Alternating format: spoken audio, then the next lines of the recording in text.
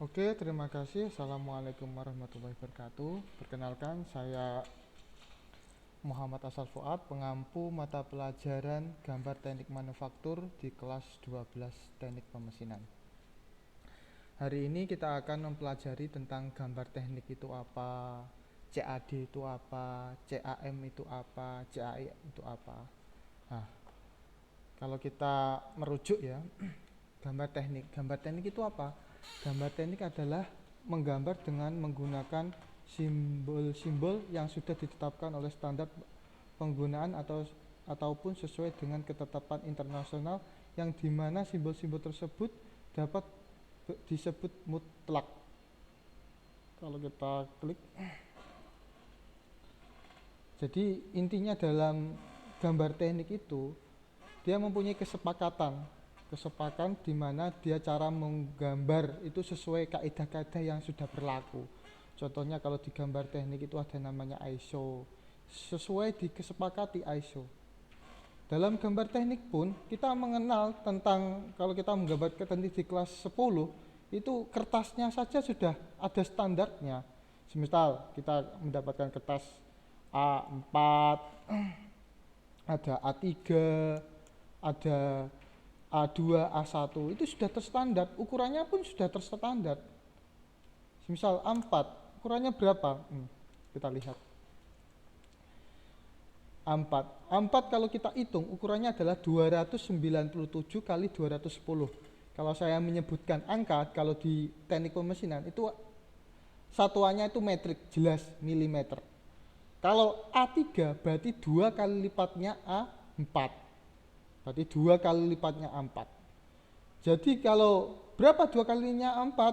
Yaitu kalikan aja yang 2, tapi bukan kedua-duanya dikalikan, tapi dikalikan yang terkecil, nilai yang terkecil. Berarti 297 sama 210. Berarti lebih kecil mana? 210. Berarti otomatis yang 2 kali lipatnya adalah 210. Kalikan 2, berarti 420 kali 297. Itu adalah nilai A3. Itu aja sudah mempunyai aturan. Dari kertas, segi kertasnya aja di gambar teknik sudah mempunyai aturan. Terus ada yang namanya border atau bingkai. Nah, itu sudah mempunyai aturan. Kalau kita A4 ya, A4 itu mempunyai aturan.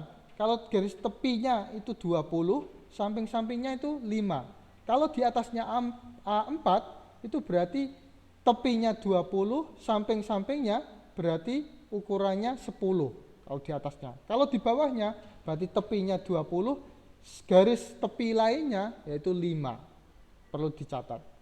Pak, apakah harus konsisten seperti itu, Pak?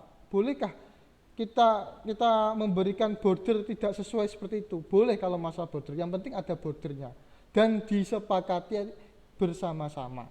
Sama halnya dengan etiket. Kita sering menjumpai etiket, pasti modelnya seperti ini. Banyak kita menjumpai etiket seperti ini. Dan sudah ditentukan berapa jaraknya. Ini masalah jarak dan model etiket itu aslinya terserah. Tergantung institusi yang kita ada.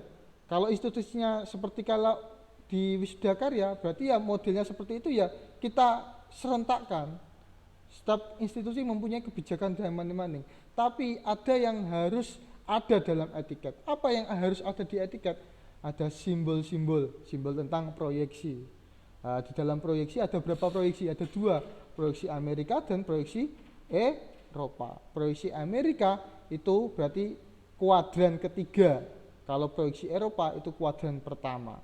Nah, di dalam etiket itu ada yang namanya, harus ada namanya digambar, judulnya, nomornya, diperiksanya, skalanya, satuannya, tanggalnya. Itu harus ada, hal-hal yang wajib ada di dalam etiket.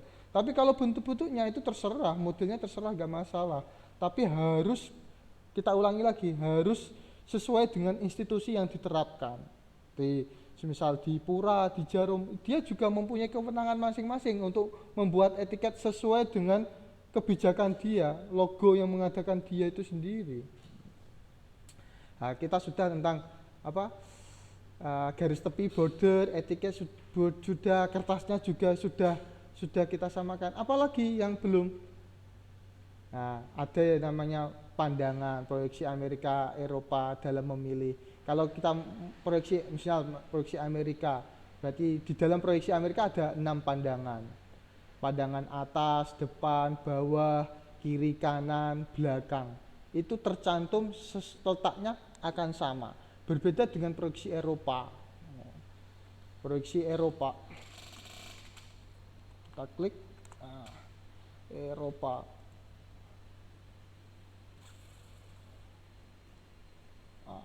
Nah, logonya seperti ini. Proyeksi Eropa itu pandangan depan tetap di depan, pandangan atas ditaruh di bawah, kiri ditaruh di kanan. Nah, itu modelnya proyeksi Eropa. Tapi familiar kita sering menggunakan proyeksi Amerika. Nah, proyeksi Amerika seperti ini.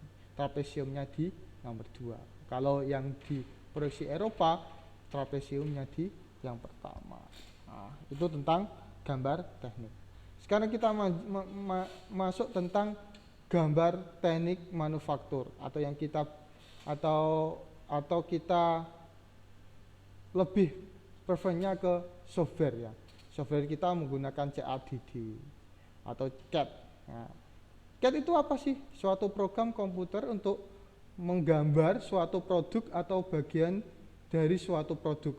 Produk yang ingin digambar bisa diwakili oleh garis-garis simbol yang mewakili makna tertentu. Jadi dia itu menggambar tapi menggunakan komputer. Singkatannya adalah computer aided design. Komputer menggunakan desain, digunakan untuk desain. Lah, softwarenya apa? Itu sistemnya CAD, tapi softwarenya perangkat lunaknya apa? Ada Inventor yang nanti kita pelajari, ada Pro Engineering, AutoCAD itu sama. Inventor, AutoCAD itu satu perusahaan, yaitu di naungan Autodesk. Ada FreeCAD, SolidWorks sama CATIA itu satu perusahaan di Dassault System. Ada ProCAD dan lain-lainnya. Software CAD itu sangat banyak. Nah, kenapa sih Pak kita menggunakan CAD? Kenapa kita tidak membuat manual aja? Lah, seperti halnya kita menulis, kenapa kita menggunakan Microsoft Word untuk mengetik? Karena apa? Keuntungan kita menggunakan komputer, kita bisa mengedit, mengevaluasi, merevisi lebih cepat dari kita membuat seperti manual. Kalau kita manual kan perlu kita menghapus atau mengulang kembali. Kalau kita tidak bisa menghapus kan tetap mengulang kembali gambar kita. Tapi kalau kita menggunakan CAD, kita bisa mengeditnya. Sebelum mencetak revisi terakhir, kita bisa mengeditnya juga. Itu keunggulan dari CAD. Nah, kalau CAD sudah perkembangan CAD itu ada lagi yang namanya CAM. Nah, apa itu CAM? Yaitu Computer Aided Manufacture. Sama halnya dengan CADD. Kalau CADD itu membuat gambar, kalau CAM itu di manufacturingnya, di prosesnya, dia bisa mengkontrol mesin.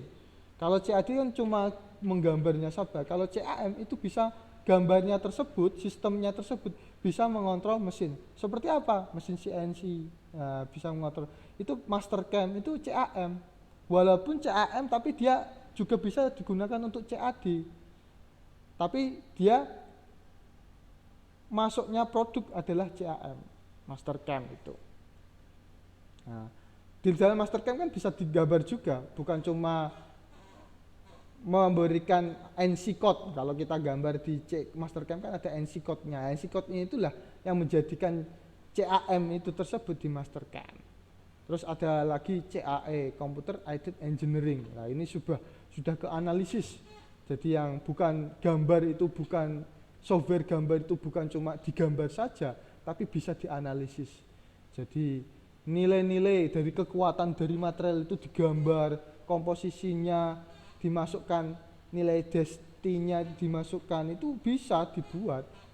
Jadi kita tidak perlu membuat material langsung kita uji, tarik tekan tidak perlu. Kita coba menggambar aja kita bisa menguji berapa umur dari bahan tersebut, berapa kekuatannya, safety faktornya itu berapa nilainya, itu bisa digunakan menggunakan CAE.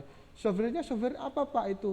Itu menggunakan software, misal ada ANSYS, ada kalau di dasar sistem itu ada apa kalau Cosmos itu salah satu software CAE.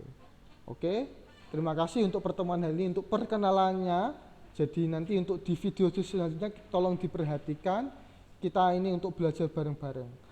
Jaga kondisi kesehatan, tetap semangat dan rajin beribadah. Assalamualaikum warahmatullahi wabarakatuh.